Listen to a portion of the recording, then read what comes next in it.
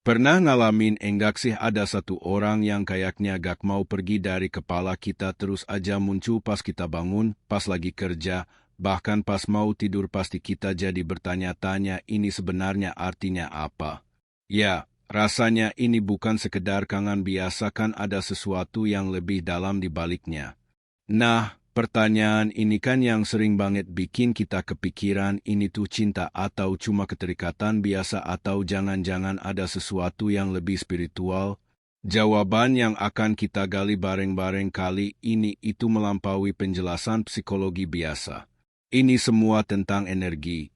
Ini dia kuncinya. Setiap pikiran yang kamu kirimkan ke seseorang itu sebenarnya adalah gelombang energi. Gelombang itu beneran berjalan, menyentuh orang yang kamu pikirkan dan yang memicu respons energi dari mereka sebagai balasannya. Yuk, kita selami lebih dalam lagi gimana cara kerjanya. Jadi gini, waktu kamu terus-terusan mikirin seseorang, kamu itu enggak cuma mempengaruhi diri kamu sendiri. Tanpa sadar, kamu itu lagi menciptakan sebuah fenomena energi yang kuat banget yang melibatkan kalian berdua. Coba diperhatiin, kutipan ini menekankan 3 hal tak kasat mata.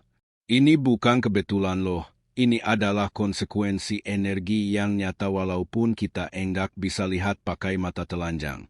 Nah, sekarang mari kita bedah satu persatu. Jadi apa aja sih 3 koneksi tak kasat mata ini? Inilah 3 peristiwa energetik yang terjadi ketika pikiranmu itu terpaku pada satu orang saja.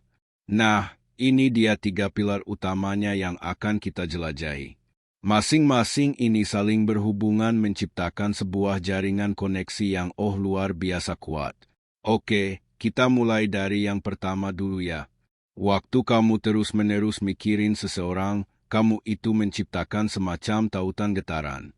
Anggap aja kayak ada jalur rahasia gitu yang nyambung langsung ke alam bawah sadar mereka. Mungkin kalian enggak ngobrol, tapi energi kamu lagi berbisik ke mereka. Pernah kan ngalamin ini? Pas banget lagi mikirin dia, tiba-tiba ada noti dari dia. Entah dia lihat story kamu atau bahkan ngechat. Ini bukan kebetulan. Sama sekali bukan. Inilah yang namanya resonansi. Gelombang energi kamu udah nyampai ke aura mereka dan tanpa sadar itu menggerakkan mereka untuk bertindak. Dan ini nih yang penting banget. Jenis energi yang kamu kirim itu ngaruh banget. Kalau pikiran kamu tentang dia itu damai, penuh ketenangan, dia mungkin juga akan ngerasain ketenangan yang enggak bisa dijelasin. Tapi sebaliknya, kalau pikiranmu kacau, penuh kekhawatiran, dia bisa aja jadi merasa gelisah tanpa tahu kenapa. Kamu itu bukan cuma mikir, kamu lagi mentransmisikan perasaan. Oke, kita lanjut ke level berikutnya, ya. Koneksi ini lebih dari sekedar pikiran. Ini udah melibatkan sinkronisasi seluruh medan energi atau yang biasa kita sebut aura di antara kalian berdua. Kutipan ini benar-benar ngejelasin semuanya, kan? Ini bukan cuma ide romantis, tapi ini adalah hukum energi. Waktu kamu mikirin mereka secara intens, medan energi kalian mulai selaras. Mode mereka bisa berubah.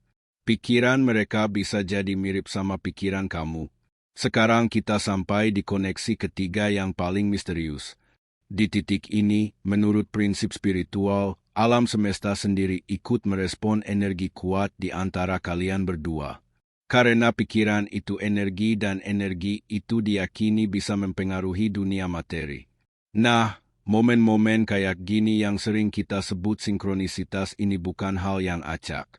Itu adalah tanda-tanda dari alam semesta. Semesta seolah-olah lagi menata ulang situasi untuk memberi kalian kesempatan entah itu untuk penyembuhan, untuk belajar sesuatu atau bahkan untuk reni. Oke, kita udah tahu apa yang terjadi. Sekarang pertanyaannya kenapa? Kenapa koneksi energetik ini bisa sekuat dan sekeras itu?